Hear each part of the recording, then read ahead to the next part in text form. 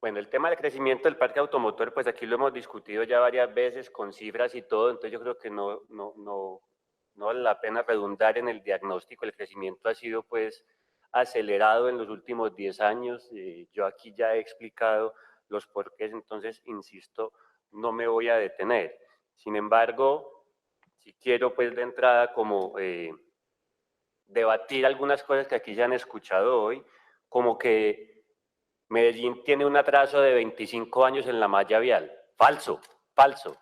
Medellín tiene un atraso de 25 años o más en transporte público, en cultura vial y en control, que es lo que hacen nuestros amigos, y por eso es que hoy no dan abasto los pocos agentes que tenemos. No porque haya faltado invertir en malla vial, no señores, porque nos ha faltado invertir en lo otro, en lo que nos permitiría gestionar adecuadamente toda esa cantidad de carros que hemos dejado entrar en la ciudad.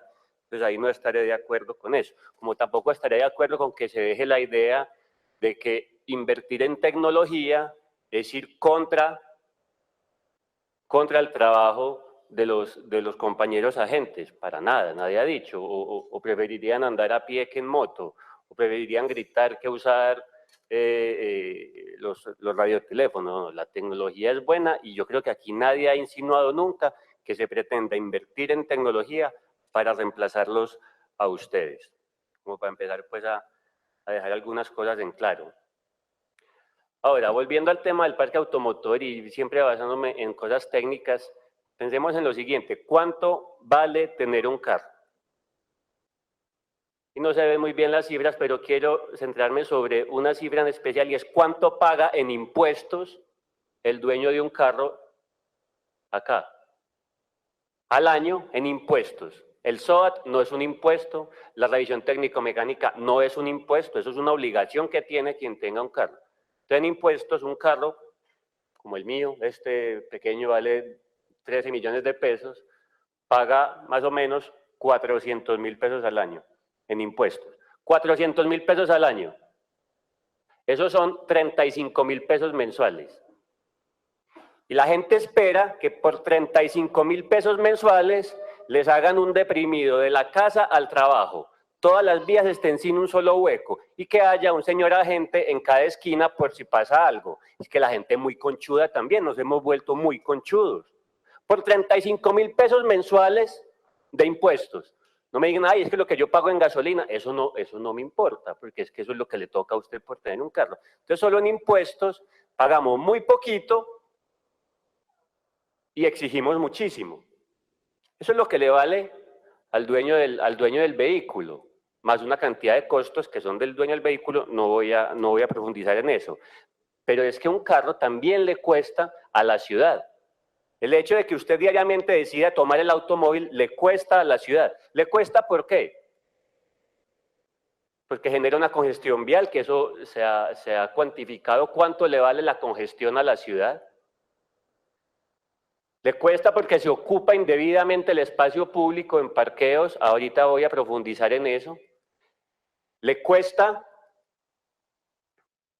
bueno, aquí tengo una cantidad de ejemplos en cualquier barrio, barrios de estrato alto o bajo, barrios residenciales, industriales, barrios comerciales, uno encuentra, todo el mundo está parqueado en la calle, sin pagar un solo peso por eso, en todo caso no a nosotros, porque le pagan a los informales o a los ilegales. Ahí hay todo tipo de barrios, incluso bueno, se da con los carros y con las motos, porque yo creo que aquí estamos hablando a la vez de carros y motos. Se dan conquistadores, y aunque los habitantes allá dicen que Parques del Río les va a volver el barrio un parqueadero, su barrio ya es un parqueadero, lo que pasa es que se niegan a reconocerlo. Externalidades negativas de los automóviles y las motos, la contaminación, aquí ya hemos traído ese debate y hemos visto cuántas vidas cobra. Entonces, la accidentalidad, un tema que también trajimos acá y mostramos las cifras preocupantes de salud pública que esto representa. Entonces, ¿qué pasa? Eso lo pagamos todos. Todas esas externalidades que acabo de escribir las pagamos todos. Los que tienen y los que no tienen carros están pagando por todo eso. Porque cuando hay un accidentado y lo tiene que cubrir la seguridad social, pues lo estamos pagando todos. Y eso no es con los impuestos de los carros, no es ni siquiera el solo SOAT, que alcanza a cubrir eso. Lo mismo la contaminación, lo mismo la congestión. De eso padecemos todos. Entonces, yo sí creo, doctor Juan Esteban, en primer lugar, porque ya voy a intentar hacer algunas propuestas, que aquí tenemos que revisar también el tema de impuestos. Yo sé que eso es complicado, sé que no depende del municipio, pero es que es muy fácil, y ahí estoy de acuerdo, doctor Jesús Aníbal, con usted, muy fácil vender y vender y vender carros y motos y hacerse el loco, porque yo pagué impuestos, ¿cierto? Y es muy fácil que todo el mundo compre carro y todo el mundo compre moto y exigir y exigir y exigir, porque es que yo pagué impuestos, 35.000 pesos mensuales de impuestos y exigir de todo. Entonces ahí tenemos que revisar algo. Ahora, dado que mi tiempo hoy es corto, quiero enfocarme en dos aspectos puntuales o dos propuestas. Cuando hablamos de movilidad, hablamos de unas medidas que sirven para empujar a la gente y otras para atraer a la gente. Estamos hablando acá en general de que intentamos de que cada vez se use menos el transporte particular y más el transporte público. Entonces una cosa es cómo empujamos a la gente fuera del carro, empujar en un sentido un poquito agresivo, pues, pero legal, y otro, y cómo atraemos a la gente al transporte público. Entonces, con respecto al transporte público, aprovecho el momento para felicitar a la Secretaría de Movilidad por los anuncios que hicieron esta semana con respecto al TPM. Vamos en la dirección correcta, así tiene que ser, darle carriles exclusivos, organizar y hacer cómodo y atractivo el transporte público, esa es una buena medida, de esas que llamamos de atraer. Ahora, de empujar, ¿a qué me refiero? ¿Cómo hacemos que el usuario del carro, el usuario de la moto, empiecen a pagar por esas externalidades que le generan a la ciudad? Entonces, vamos por partes. Mejorar las opciones de movilidad, lo que ya dije sobre el TPM. Ahora, medidas económicas. A la gente hay que tocarle el bolsillo. Y lo primero es en el tema de los parqueaderos. Doctor Carlos Alberto, usted estuvo conmigo en casi todas las reuniones, o en todas, diría yo, del plan de desarrollo, en todos los barrios. Una de las quejas de todos los barrios, pobres y ricos, era: las calles se volvieron parqueaderos. ¿Sí? El problema es que ¿quién cobra por esos parqueaderos? Pues no es el Estado. En el mejor de los casos, es el señor del trapito rojo él solo. Y en el peor de los casos, y en muchos de los casos, y lo vimos aquí, doctor Norman, en su debate sobre extorsión, o no era suyo, pero de su partido, que fue el que lo citó, es una de las fuentes de ingresos de las bandas criminales, es cobrar por el parqueo en espacio público. Entonces la propuesta es fácil, señor secretario, necesitamos más zonas de estacionamiento regulado. Yo lo he dicho, y choca, hay que inundar la ciudad de parquímetros, porque ya la ciudad es un parqueadero. Entonces, ¿qué es mejor? ¿Que decidan dónde y que cobren los ilegales o que cobremos nosotros que somos el Estado? Tenemos que ser nosotros los que decidamos dónde se parquea y nosotros los que cobramos. En Medellín, les traigo estas cifras, hay 1.500 celdas hoy en día. En el plan de desarrollo logramos que se aprobaran 1.500 adicionales. Vamos bien, yo lo considero un triunfo personal durante el plan de desarrollo. Resulta que esas 1.500 celdas generan alrededor de 1.400 millones de pesos en utilidades al año y crean 200 empleos formales, más de 200 empleos formales. Si duplicamos, pues yo esperaría que la cifra se duplique, pues así, aquí funciona la regla de 3. Ahora, lo de duplicar es la meta que nos pusimos en el plan de desarrollo, pero mi propuesta, señor secretario, es que no tenemos por qué detenernos en eso. Si eso se paga solo, eso genera utilidades inmediatas al año, pues no hay por qué simplemente duplicar, tripliquemos o más. ¿Por qué no podemos ser agresivos en esto? Pero hay un problema muy grave, y es que todos estos fondos, toda esta plata que se recoge va a un fondo común del municipio. Ahí hay un problema. Porque si la apuesta del municipio y si la apuesta del alcalde Federico es por la movilidad sostenible, este dinero debería estar destinado a la movilidad sostenible. Y por movilidad sostenible, para que no me vuelvan a encerrar en el cliché, como hacen algunos periodistas, pues movilidad sostenible no es la bicicletica. Movilidad sostenible es que ustedes puedan hacer mejor su trabajo, porque el control y la gestión hace parte fundamental de la movilidad sostenible. ¿Qué podríamos hacer con esos Si duplicamos, digamos que llegamos a 2.500 millones de pesos mensuales en utilidades, ¿qué podríamos hacer? Podríamos tener 50 agentes nuevos de tránsito, solo con la plata de los parquímetros. O podríamos comprar 11 patrullas, o instalar 25 cruces semafóricos, o 50 complementos peatonales. Es decir, con esa plata debería ser invertida en la movilidad sostenible de la ciudad, y no a una caja para que hagan otras cosas. Si la movilidad es un problema tan grave, los recursos que genera la movilidad pues deberían estar invertidos en eso. Presidenta, le voy a pedir los 5 minutos más, por favor. Esa es mi primera propuesta, señor secretario. ¿Me pasa? Ah, es porque están ahí.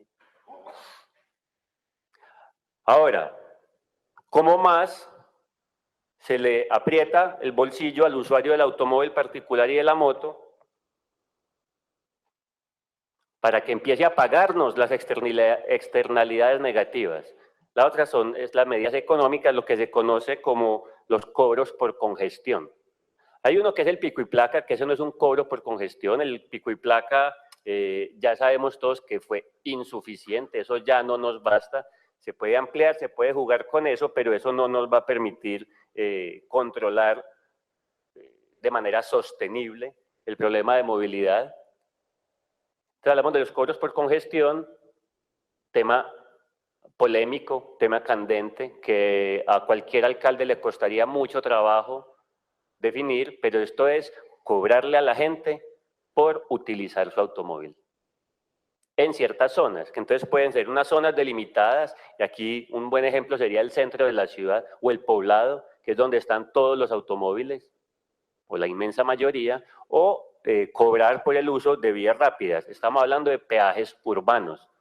El peaje urbano es interesante, funciona, porque se ha experimentado en varias capitales del mundo con éxito, sin embargo es difícil porque requiere una inversión en tecnología bastante alta, porque requiere también una inversión en personal bastante alta, y porque esta inversión se paga después de mucho tiempo. El caso de Londres, donde al principio se tomó esta decisión y se dijo que se iba a invertir todas las ganancias en transporte público, pues tan solo al cabo de 8 o 10 años empezaron a generar ganancias para invertir en el transporte público. Obviamente todo el mundo se alborotó, peleó, gritó, clamó justicia, respeto a los derechos. A veces hay una visión muy rara de los derechos. La gente piensa que existe en la Constitución el derecho a parquearse. Eso no existe, lo lamento, pero ese derecho no existe. No hay derecho a parquearse. Usted si parquea, paga.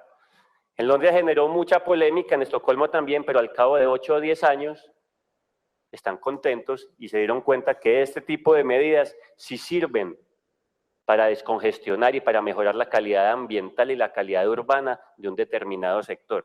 Entonces yo pienso, señor secretario, que algún día nos va a tocar tomar una medida así, en el centro, en el poblado y en esas zonas muy congestionadas.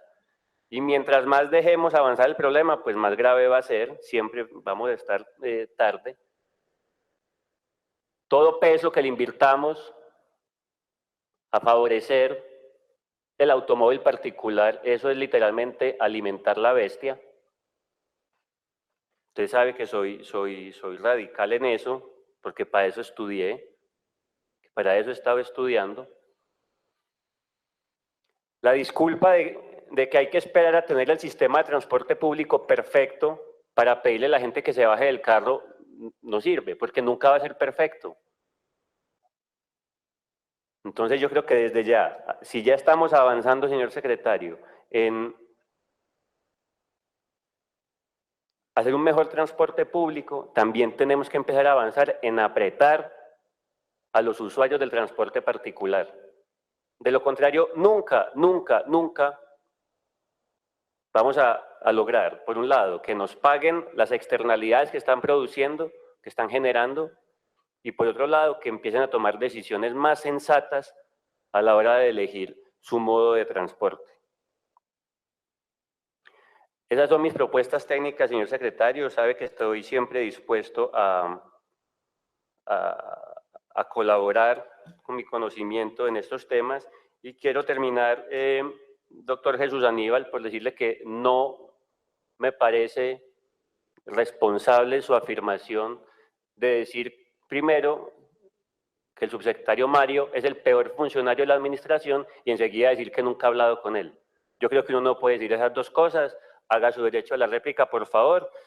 Yo creo que yo conozco al doctor Mario, sé de su capacidad de trabajo, también sé que tiene un carácter difícil y en eso él tiene que trabajar, pero decir que él es el peor funcionario simplemente porque ha sido exigente en su trabajo, me parece que usted entonces, doctor, no ha conocido a fondo el trabajo que él está llevando a cabo.